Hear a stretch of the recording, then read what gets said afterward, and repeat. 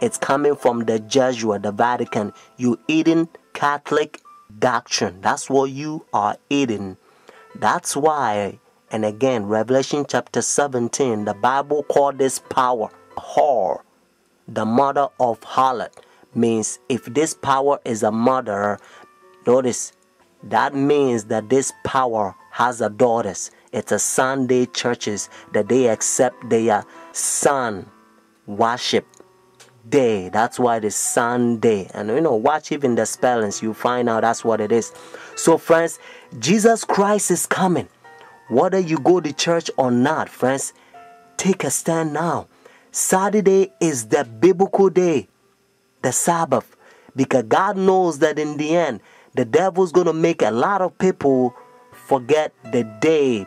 It's the holy day that they prove that he's the one who created heaven and the earth. Friends, that's why he began by saying, remember the Sabbath day to keep it holy. Oh, friends, isn't that sad? Said Jesus. Why you call me Lord, Lord, and do not the thing which I says? Says Jesus. These people confess me with their mouth, but their heart is far from me. Luke chapter 23, verses 50 to 56, and also Luke chapter 24, verses 1 to 3. In order for you to understand, you have to know that the Bible says all things was made by him. So Jesus Christ created this world 6 days, and the 7th day he rested, according to Genesis chapter 2, verses 1 to 3. And then when Adam and Eve, they sinned, redemption, he came and he died for us. Friday on the cross, Jesus Christ, he says it is finished. And then he rested on the Sabbath day. Notice when the sun was going down, Friday evening, they buried Jesus Christ. So the early day in the morning, notice, according to Luke chapter 24, verses 1 to 3, Jesus Christ rose on Sunday. So Jesus Christ kept the Sabbath after the creation, and he kept the Sabbath after redemption. It's a beautiful thing if you understand. That's what biblical Sabbath is all about. And now look how they're uniting their churches. Notice Sunday churches to so-call the mother of the church. They are ecumenical unity. Your Holiness, may I present Archbishop Kayang Barsamian, Primate of the Eastern Diocese of the Armenian Church in America. May I present Archbishop Yichen Akachi, the Legate and Ecumenical Officer of the Eastern Diocese of the Armenian Church in America and President of the National Council of Churches in the United States. Holiness, may I present Reverend Dr. Donald McCoy, representing the presiding Bishop Mark Hansen of the Evangelical Lutheran Church in America. Holiness, may I present Bishop Jeremiah J. Park, Bishop of the New York Annual Conference of the United Methodist Church.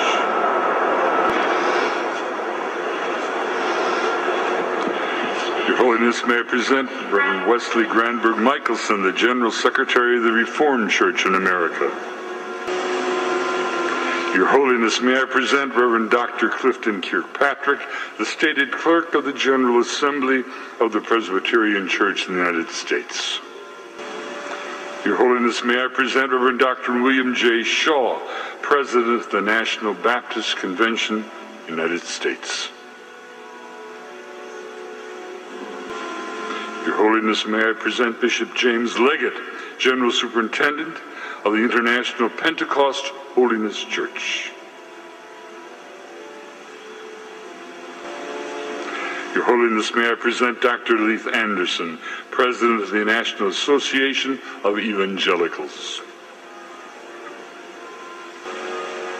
Your Holiness, may I present Bishop David H. Benke, President of the Atlantic District of the Lutheran Church, Missouri Synod. Your Holiness, may I present Reverend Dr. A.R. Bernard Sr., President of the Council of Churches of the City of New York. Your Holiness, may I present Elder Bernice King, daughter of the civil rights leaders Martin Luther King Jr. and Coretta Scott King. Your Holiness, may I present Reverend Jimmy Song Jilim, Executive Director of the Council of Churches of the City of New York.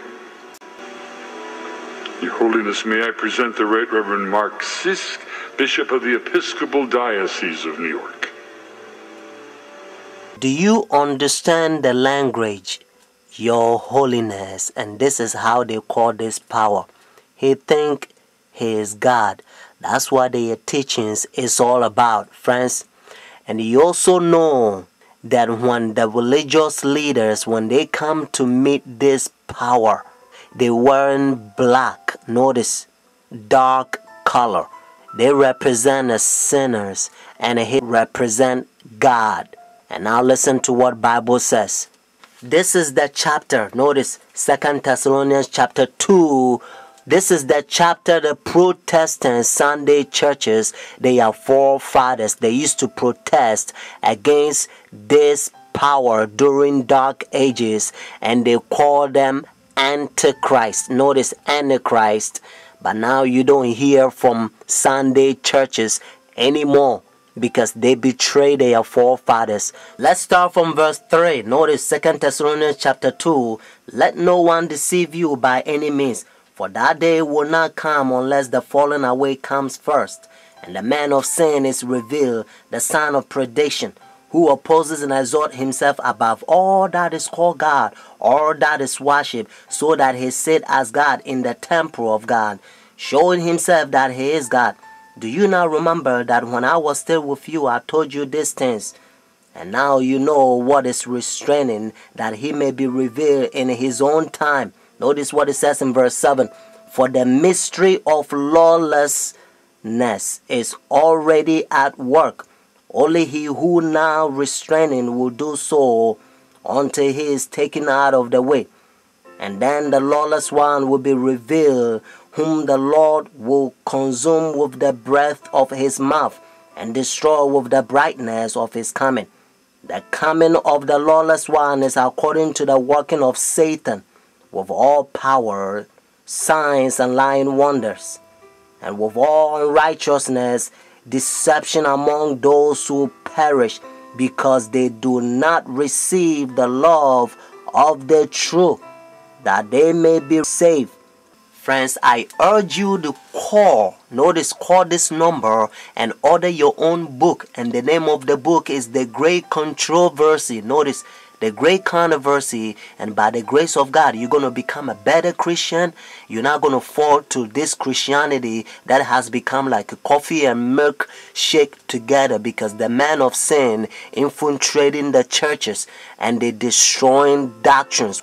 The phone number here is 856-503-5893. One more time, 856-503-5893. Friends, also, if God is touching your heart to support God's faithful ministry so that we can speed up this gospel to a lot of people so that they can hear what you are hearing, because heaven is ceaseless ages. Benedict XVI heads to the U.S. this coming week for his first visit here since being elected Pope 3 years ago, where the war in Iraq is expected to be high on the agenda.